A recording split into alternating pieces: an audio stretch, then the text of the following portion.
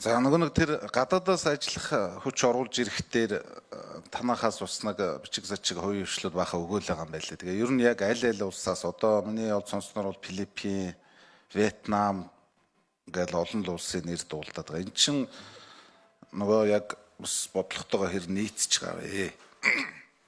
Ер нь одоо яг энэ жил хичнээн аль улсаас хичнээн ажиллах хүчин ямар мэрэгжлэр чиглэлээр оруулж ирэх юм бэ?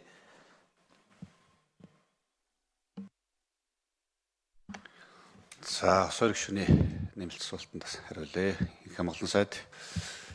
За, хосоор гишүүн их чухал асуудал хөндөж ярьж байна. Тэгээ бид нар бас нийгэмд их зөв ойлголт өгмөр юм байлээ. Юу гэхээр ингээд нэг юм ажиллах хүчний квотыг хязгааргүй болгочдөг нэг юм одоо ойлголт байдаг. Манай Женкогоос авахуулаад одоо 280 мянган хожоо оруулж ирэх чинь энэ гэдэг тийм зүйлийг ярьсан. 280 мянган хүнийг хизээч Монгол улс ерөөсөө нэг жилд авдаггүй. Ерөөсөө Монгол улсны одоо хөдөлмөрийн зах зээл дээр байгаа хомсдлууд бол 30-50 мянган ажиллах хүчний л хомсдол гэдэг энэ жилийн 30-50 мянган. Тэрийг л одоо ингээд унаасаа зохицуулдаг юм хуультай. Гадаадын иргэдийн одоо эрх зүйн байдлын тухай хуультай.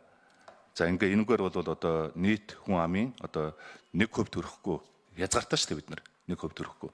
Тэрс маань нэг улсаас бол одоо нэг улсаас бол одоо яг энэ квотын 30-аас одоо дээшгүй хувийг одоо эзлэхгүй байх гэсэн юм бид нар хязгаартай юм байна. Тэрнээс биш нөгөө нэг квоткуугаар одоо ингээ гаднаас ажиллах хүчийг одоо оруулж ирдэг нэг ийм тогтолцоотой улс орн биш. Манайх их.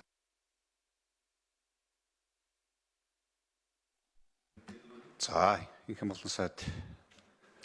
За энэ жил мега төсөл хэрэгжих одоо томоохон төсөл хэрэгжүүлэх одоо энэ хүрээнд бол засгийн газар шийдвэр гаргаж нөгөө 100% ажлын байрны одоо юунаас чөлөөлдөг, төлбөрөөс чөлөөлдөг тодорхой салбаруудтай улс орны одоо алсын хараа за дунд бол урт хугацааны хөгжлийн бодлоготой уялдуулж хэрэгжиж байгаа одоо энэ төсөл хөтөлбөрүүд төр бол одоо чөлөөлдөг. За энэ жил одоо бид нар нэг 28 мянга орчим одоо гаднаас ажиллах хүч оруулах одоо ийм юутай байгаа хэрэгцээ байгаа. За өнөөдрийн байдлаар засгийн газараас өгсөн зөвшөөрлөөр одоо чөлөөлсөн чөлөөллөөр бол нийт нэг 20 орчим мянган одоо ажиллах хүчин гаднаас авах ийм л одоо зөвшөөрлүүд олгогдож байгаа. Тэгээ ер нь одоо энэ ажиллах хүчний зөвшөөрлийг бол одоо бид нар нэлээд их тийм юу болгож байгаа шүү дээ. Хүн цортлгүй, чирэгдэлгүй тийм ээ.